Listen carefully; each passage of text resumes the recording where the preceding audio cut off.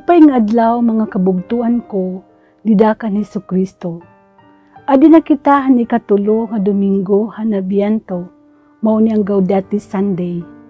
Ako hi Sister Merly Plimaco Oisap, han Sisters of St. Francis of Perpetual Adoration. Parahan niya na nga gospel power hawaray-waray. Usa nga tawo nga ang ngaran Juan, ang ginpadara tikang sa Diyos.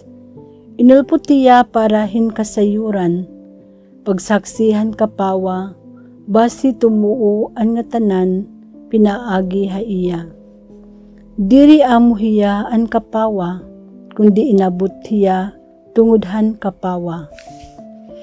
Niyan amo ini an pag-asoy ni Juan. Nagpadara an mga Hudiyo, tikang ha Jerusalem, hin mga kapadian, ngan mga libeta, basi manginsayod kan Juan.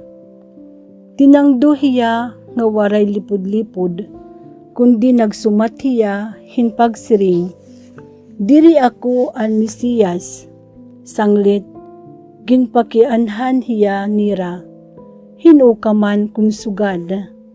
Elias ka ba? Nga nagsiring hi Juan, diri ako amo. Ikaw ba an manaragna? Nagbaton hiya. Diri. Sanglit ginsiring hiya nira. Hinukaman. Basi kami makahatag baton hadton nagpadara haamon. Anon imo masisiring may tungod han imo kalugaringon. Nagsiring hi Juan.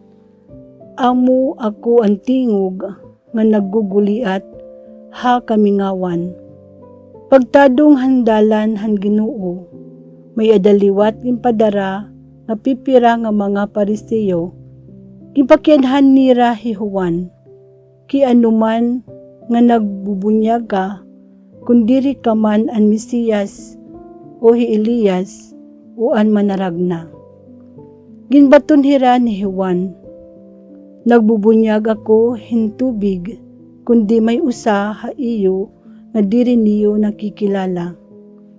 Amuya an maabot nga kasunod ko, nga diri nga ni ako takos wagtangtang han butok han iya sapin. Nahitabo ini habitan niya nga luyo han Jordan, diin nakadto namumunyag hi Juan. Para gumawas ang sugad, nga natural, para kita ngan maglamrag. Kinahanglan ang iba nga diri natural, nga gintitikangan. Kinahanglan parungon, kun hapananglitan. Amo ini ang iginpapaabot, didahan Ebanghelyo ni Juan. Hiya mismo ang testigo, partihan kapawa, ngan direkta nga nagkakakuha han atensyon, han tinuod nga kapawa.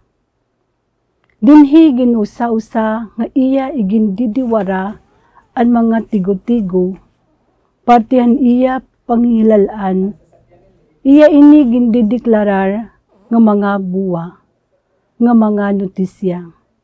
Kumbaga haaton pagsantop, iya ginlubasan ang iya kalugaringon. Ang nga tanan tatagan hinimportansya, habugos nga kalibutan. Nga diin ini magpapamatuod, nga hiyaan tingog. Ang iya personal nga pangilalaan, diri ito makakaiban. Pati ang iya kalugaringon, ang pinaka-importante nga matuman, ang iya pagsunod, kumo nga mag-uruna. Partihan gusto mahimo nga mga plano han Dios, tinuod gud nga testigos.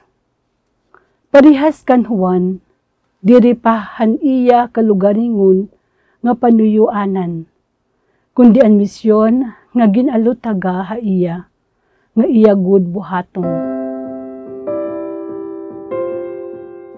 Ginoo Jesucristo, hatagi gad ako hinmadig-on nga pagsarig para matuman ang Kristohanon nga misyon, nga diri makawang tungod ang akon personal nga ambisyon. Amen.